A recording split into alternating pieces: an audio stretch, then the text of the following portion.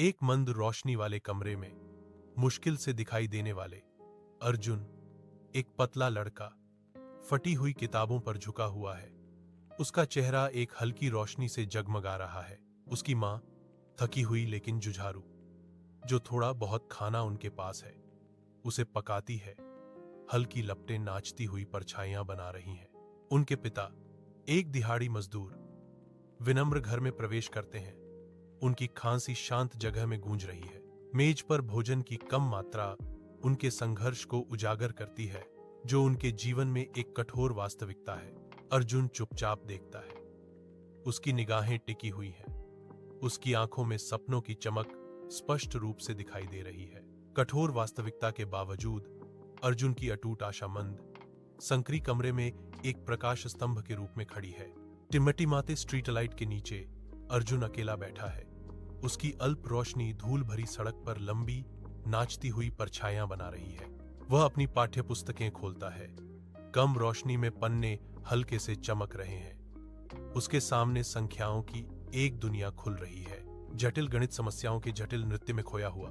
उसका माथा एकाग्रता में सिकुड़ जाता है। साइकिलों पर ग्रामीण सरकते हुए जाते हैं।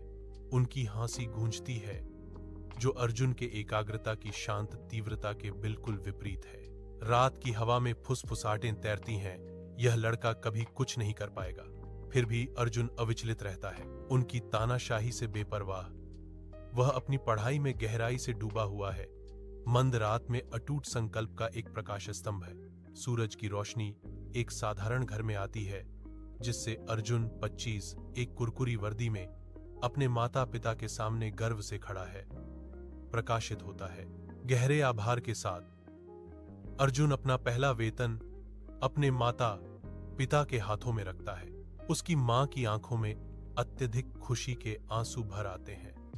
उसका चेहरा जीवन भर के प्यार और बलिदान से भरा हुआ है। उनके पिता का चेहरा, जो आमतौर पर शांत रहता था, एक गर्व भरी मुस्कान में खिल उठता है। उनकी निगाहें अपने बेटे पर इमेंस एडमिरेशन के साथ टिकी हुई हैं। अर्जुन ने हार्दिक ईमानदारी से घोषणा की, अब आपको काम करने की आवश्यकता नहीं है। उनके शब्द पुत्रवत भक्ति के साथ गूंज रहे थे।